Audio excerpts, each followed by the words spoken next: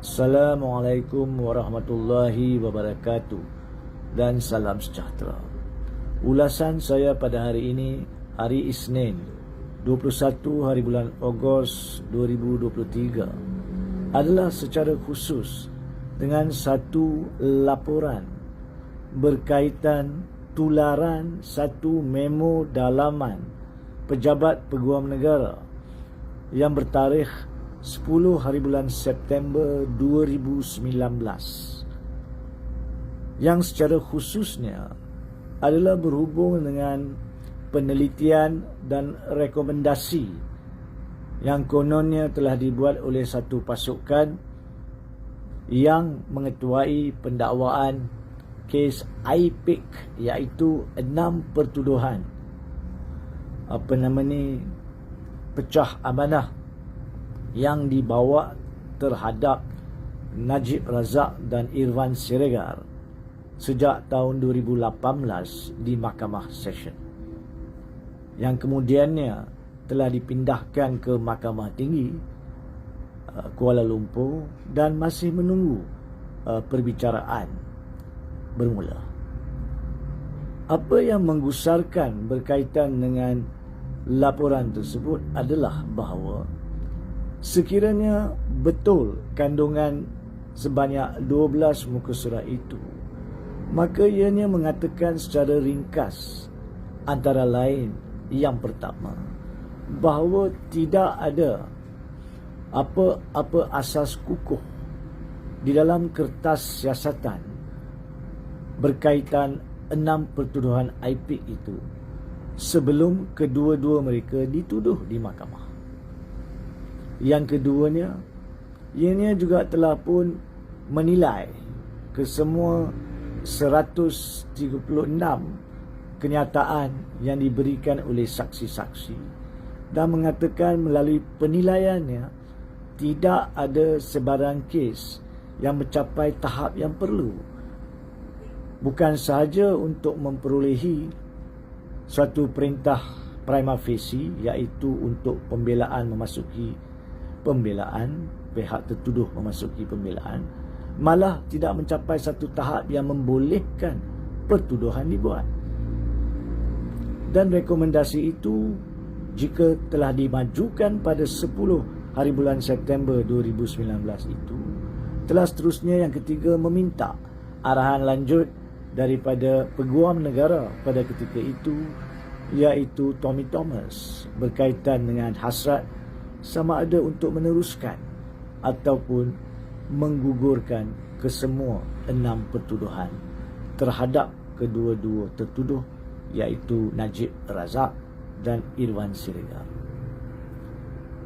Pertama sekali, konsep kedaulatan undang-undang bermaksud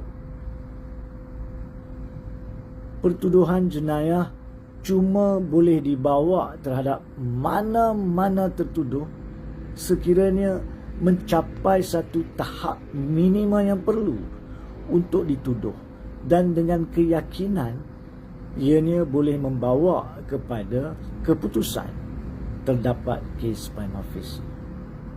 Itu yang pertama. Yang keduanya, tanpa mengambil kira siapa sekalipun yang dituduh, keputusan dan standard membuat keputusan pertuduhan ini wajar pada setiap masa diletakkan di tahap yang tertinggi. Dalam erti kata lain, pertuduhan tidak boleh mengenepikan keperluan tahap minima yang perlu itu. Oleh itu, pendedahan yang berlaku sejak minggu lalu berkaitan dengan kononnya kewujudan memo ini sememangnya mempunyai kesan yang berat dari sudut kedaulatan undang-undang kepada konsep bahawa seseorang itu adalah tidak bersalah sehingga didapati bersalah oleh mahkamah, dan tidak seharusnya dibawa ke mahkamah sekiranya tidak ada bukti yang mencukupi untuk membawanya ke mahkamah. Saya difahamkan bahawa pada 17 hari bulan Ogos 2023, Peguam Negara telah pun membuat satu kenyataan bahawa beliau sedang menyiasat pembocoran memo tersebut. Bagi saya terdapat dua perkara yang berbeza yang sama penting. Yang pertamanya memang betul. Bagaimanakah dokumen dalaman yang bersabit dengan kes pertuduhan di jenayah yang sepatutnya terlibat sebagai satu dokumen di bawah Akta Rahsia Rasmi boleh terdedah. Tetapi yang sama penting, malah lebih penting adalah sekiranya kandungan dokumen itu betul, maka apakah keputusan yang telah dibuat oleh Pejabat Peguam Negara pada 10 September 2019 dan selepas itu, iaitu selepas memo itu dihantar kepada Peguam Negara Tommy Thomas dan disalingkan kepada Ketua Pendakwa Raya pada masa itu, Manoj Kurop. Apakah keputusan yang telah dibuat? Kerana menyiasat pembocoran itu suatu perkara yang perlu berkaitan dengan jenayah OSA. Tetapi penyiasatan berkaitan dengan kandungan memo tersebut adalah satu perkara yang perlu untuk menidakkan kezaliman, untuk menidakkan kemungkinan konsep kedaulatan undang-undang tanpa mengambil kira siapa yang dituduh. Jangan kita lupa bahawa Najib Razak telah sebelum ini menghadapi 4 set pertuduhan jenayah. Yang pertamanya SRC, di mana beliau telah pun didapati bersalah oleh 3 mahkamah dan akhir sekali oleh Mahkamah Persekutuan selepas semakan pada 23 Ogos 2022 dan sedang menghadapi hukuman di penjara berkaitan dengan pertuduhan itu. Yang keduanya, beliau telah pun melalui perbicaraan tentang salah ubah laporan audit negara yang sememangnya telah pun mahkamah pada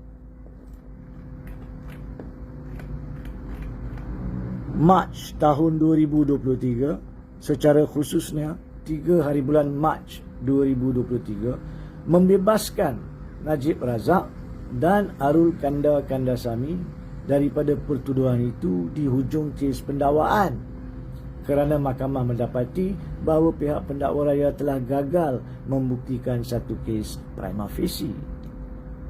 Set ketiga adalah pertuduhan berkaitan 1MDB, di mana ianya masih berjalan, masih di tahap kes pendakwaan. Dan yang set keempat adalah 3 baki pertuduhan AMLA di dalam kes SRC yang belum dibicarakan. So ini adalah set kelima.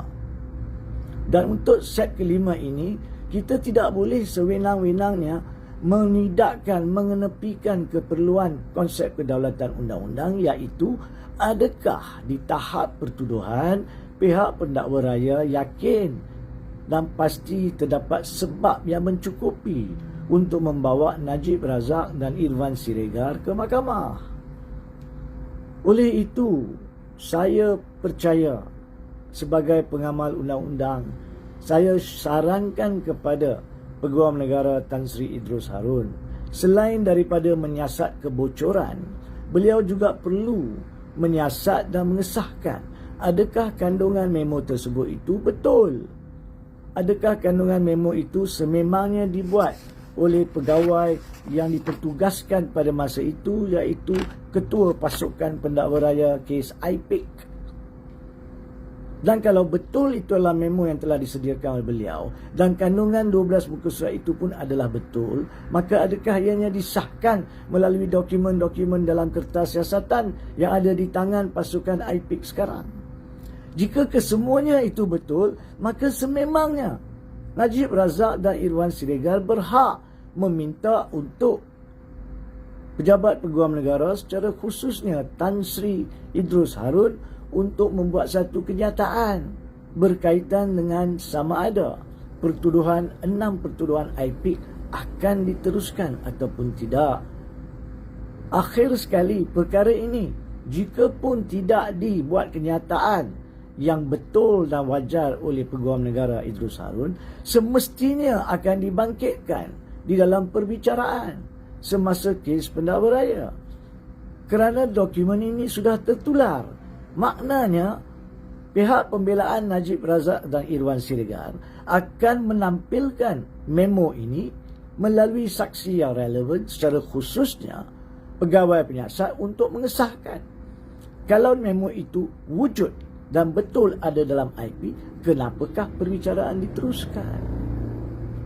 Dan daripada pihak pendakwa raya sekarang ini yang diterajui oleh Idrus Harun dimalukan ataupun ditempiaskan dengan tuduhan, membuat pertuduhan yang tidak wajar, sebaiknya beliau membuat keputusan berhubung dengan perkara ini yang telah diputuskan oleh Peguam Negara terdahulu, iaitu Tommy Thomas. Saya tidak ingin mendahului kenyataan Tan Sri Idrus Harun kerana beliau perlu mengkaji kandungan memo tersebut. Bukan soal mengkaji pendedahan atau pembocoran, itu soal lain seperti yang dikatakan tadi. Mengkaji kandungan memo ini, dan jika beliau berpuas hati semuanya afirmatif, maka sememangnya Najib dan Irwan Siregar berhak kepada apa yang mereka minta. Dan tindakan lanjut perlu dibuat selepas siasatan rapi, sama ada terdapat penyalahgunaan kuasa oleh pihak-pihak yang telah membawa pertuduhan tersebut. Undang-undang tidak mengambil pihak. Kedaulatan undang-undang tidak memangsakan sesiapa. Isu politik tidak langsung memainkan peranan di dalam sistem perundangan dan kehakiman. Dan inilah peluang terbaik untuk pasukan Peguam Negara sekarang menampilkan, menzahirkan perkara itu untuk menambah baik dan meyakinkan rakyat. Buat kenyataan berkaitan dengan kesahihan ataupun ketidakkesahihan kandungan memo, dan ambil tindakan lanjut yang betul dan tepat. Sekian.